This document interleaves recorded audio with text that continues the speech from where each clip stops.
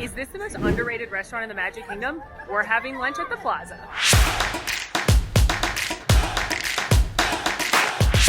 Hey everybody, we're back with another restaurant review. This time we're dining at the Plaza Restaurant in the Magic Kingdom. Now this restaurant is nestled right on the end of Main Street, prime real estate, yet it often goes unnoticed or overlooked in favor of other popular attractions like Be Our Guest, Cinderella's Royal Table, or Tony's Town Square. But today we are going to go dine at the Plaza and show you why it's one of the most underrated spots in all of Walt Disney World. I hope you're hungry. I sure am. There's ice cream incoming. Like I said, the Plaza Restaurant is located right here at the top of Main Street, USA, right next to the Plaza Ice Cream Parlor. It overlooks the castle. It's absolutely gorgeous, and it's themed to the same theme of Main Street, USA. It's that turn of the century 1900s feel. So the decor is very simple. It's not super dramatic. It's not a big themed restaurant like Cinderella's Royal Table or Be Our Guest, which I do think is one of the reasons that it often gets overlooked. But some great things about the Plaza, again, it's right next to the ice cream parlor, which means the desserts are out of this world delicious. It's got a pretty simple menu compared to what I would consider the other underrated restaurant in this park, which is Skipper Canteen. So you're more likely to please every type of palate, and it's just a really pleasant experience. So I've checked in online, just waiting for them to let me know my table's ready, and we'll go in. As you can see, it's not a huge restaurant in here, but it is very quaint and nice. It's got that Victorian feel with kind of the old school wallpaper, and there's really ornate light fixtures.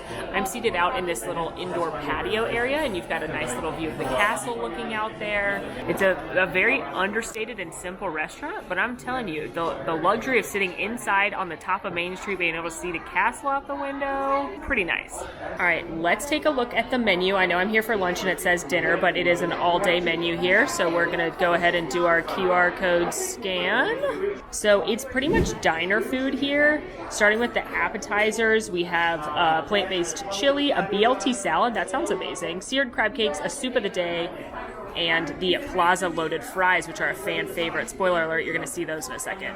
The entrees, you have a home-style meatloaf, a fried chicken sandwich, an Impossible Burger, the Main Street Burger, which is topped with an onion ring and an egg. Ooh, that sounds amazing. The Knickerbocker, which is a Reuben, and the steak salad, which also sounds good.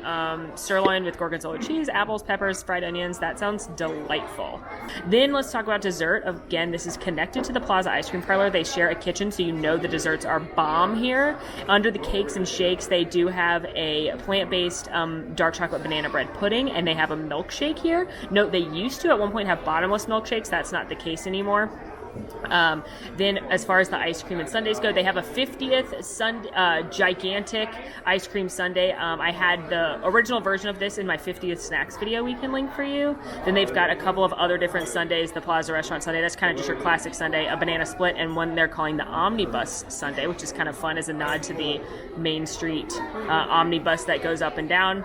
As far as your kids go, they have soup, grapes, salad, apples. For the entrees for the kids, they've got grilled chicken strips, PB&J cheeseburger, turkey sandwich, and then the kids always get to choose a couple things to go on the side of it, like from dessert to vegetables.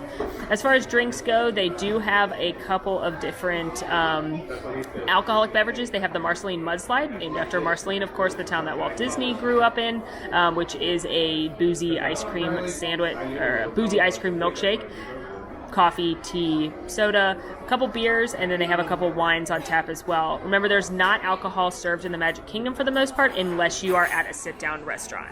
Course 1 has arrived, and I literally couldn't be more excited. As teased, here are the Plaza loaded fries. So these are crispy fries. They've got a melted cheddar sauce on them, house-made bacon, green onion, and a spicy sour cream. She brought me ketchup to dip them in. Some of you, if you think back way long ago, you might know these existed before in the Magic Kingdom at Pinocchio's Village Haus, and they were called Figaro fries. And they were taken off the menu, and everybody was really upset about them. This is the closest thing that they've brought back to Figaro fries, so it's very exciting that they're here. Additionally, I have decided to treat myself with a little lunchtime cocktail. This is the sangria, which is something I normally would not go for, because you may know I don't like sweet drinks. But I was drawn to it because it's made with Kunde Sauvignon Blanc, which is a vineyard I've been to when I went on a girls' trip to Napa. So I thought that was kind of fun that this was here, or Sonoma, I should say. So it's got that Kunde Sauvignon Blanc, and then it's got pineapple juice, spices, and fruit. And let's see how it is. I know a lot of people like sangria on a hot day. I'm one of those people, but I hope it's not too sweet. Cheers. That's not bad, actually. It's a little sweeter than I like, but there is the tartness, the crispness coming through from that wine. It doesn't taste super, super out of a box. I don't believe it is. I believe they made it back there. Yeah. I'm more of a red sangria drinker, and I don't know if I'd necessarily order this again. It's not super pineapple-y, though, which I like. The pear and the apple is cutting the pineapple. But if you like white sangria, give it a whirl. Otherwise, they've got just beer and wine on tap if you're looking for a different alcoholic beverage. But now, much more importantly, let's get into the star of the show here. These are literally the reason I wanted to come here. Let's get some bacon on there. Oh, yeah. Oh, man, I could eat that herb sour cream with a spoon. I mean, it's pretty simple. They're the really good Disney fries I always say I like because they're like crispy thin ones like McDonald's, not too salty. And they've got this great cheddar sauce on it. It may look a little bit like plastic cheese, but it tastes like real cheddar sauce. Like they're in the back making this with real cheddar cheese. It's not a plastic-like cheese product. It's got that delicious, salty, smoky bacon, and then a little crisp from the green onion. And then this herb sour cream reminds me of when you make ranch dip out of packet ranch, like powder ranch and sour cream, which my friends do at every gathering. It's delicious. I mean, what could be better? My entree is here. First of all, I need to acknowledge the fact that the Monte Cristo that they brought back for a limited time for the 50th is not on the menu anymore, and it saddens me deeply. But they might have other specials, like today they have a country fried steak as a special. But here we have the Knickerbocker sandwich. It's one of the newer things returning to the menu. They had it a while ago, and they just brought it back. And it's a traditional Reuben. It's got corned beef, marble rye bread, Thousand Island dressing, Swiss cheese, and sauerkraut. And now it normally comes with fries, but considering I have a giant bowl of fries that I'm going to town on right now, which, side note, I asked for extra of the sour cream, and they were like, you got it. I asked what other sides I could get, and my choices were fruit, mashed potatoes, and vegetables.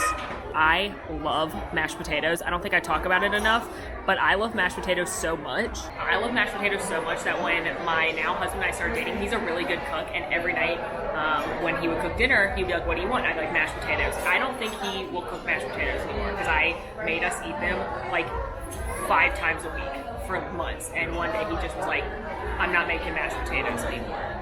So mashed potatoes to me, delicious. Let's see how the sandwich is. I'm not always a corned beef kind of gal. I sometimes think it's a little too salty for my taste, but my server said it's delicious and one of the best things on the menu, so. Things are changing in my life. That is a delicious sandwich. First of all, it's like so meaty and delicious, the meat's falling out of it. Second of all, it's not super salty. The saltiness of the corned beef is being combated by that delicious Thousand Island dressing, which we all know is Big Mac sauce. We all know it's secret sauce on every burger menu, and I love Thousand Island dressing. Side note, if you go to Trader Joe's, they have a secret sauce for burgers. It's this, and it's delish. And I like the crispiness from the sauerkraut, and this bread is toasted beautifully. Now, this is a great sandwich, and it's huge. You could easily share this. Ooh, I've just got the rye part of the bread, because you notice that marble, so it's got that little zing, little zip, little tang. That is delish. And now we're gonna try delicious buttery mashed potatoes. Love when they leave the skin on. Like I said, the menu here is nothing super fancy. That burger looks great with the egg and the poblano on it. They've got meatloaf. I've seen this fried chicken sandwich go by a few times. It looks good. So you're gonna be able to please a lot of people here, and you're gonna have a really nice view. I just keep looking at the castle. Like, how can you be mad when you look outside? Does anyone remember when the citizens of Main Street used to come in here and they would sing or they would talk to different people? I miss the citizens of Main Street so badly. They're still not back yet, but some of you might remember that they used to come in here and talk to different families. And dessert is here. I had my eye on this one, and then my wonderful server, Layla, said it's the best one in her opinion. It's the Omnibus Sundae. So you've got chocolate and vanilla ice cream, and then some raspberry sauce here, chocolate sauce down at the bottom. It's topped with candied walnuts, whipped cream, and a cherry. Like I said, they also have a banana split. They have the Plaza Restaurant Sundae, which is kind of your standard sundae with hot fudge and strawberry and nuts and a cherry. And then they have that gigantic meant to be shared sundae that's got brownie and pretzel and everything in it. You can also, again, just get a milkshake, or you can just get like a cup of whatever ice cream you'd like. But let's dig into this beauty, shall we? I don't 100% know how to eat this gracefully. I love when there's nuts on ice cream because I like the crunch that it adds. And the candied walnuts are fun, a little upscale based on compared to chopped peanuts, which I also like. I also like kind of how simple this one is. Chocolate vanilla ice cream doesn't get more basic than that. Then you've got this raspberry sauce, but there's not a ton of it. So it's just adding a little bit of that fruity sweetness, and it's not making it too sickly sweet.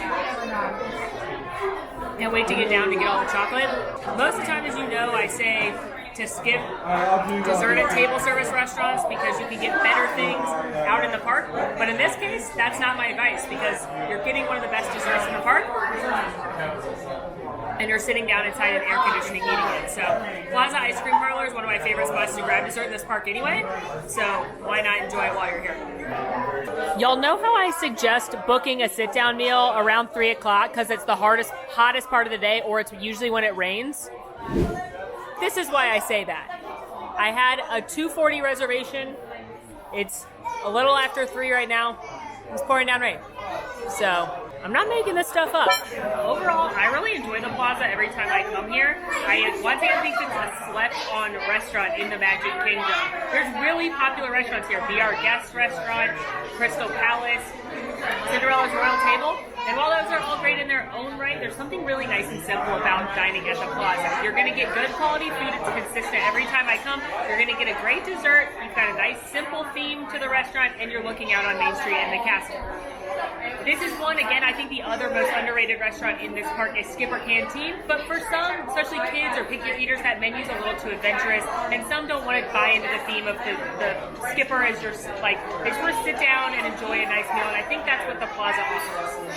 Like any restaurant, I definitely recommend getting an advanced dining reservation if you plan to eat here. There is a walk-up wait list, but it often fills up because of how small this restaurant is. So, as one who generally likes to snack around the parks, I often don't sit down for a restaurant within the Magic Kingdom. If I'm going to do a sit-down meal, I usually head over to something like Steakhouse 71 at the Contemporary or Coda Cafe or Grand Floridian Cafe. But if you do want to have a nice sit-down while you are inside the theme park, I think the Plaza is a slept-on choice. So let me know what other restaurants you want to see reviewed. Have you eaten at the Plaza? Let us know all of that down in the comments. In the meantime, friends, thanks for watching. It's been magical. Now go watch my review on Skipper Canteen.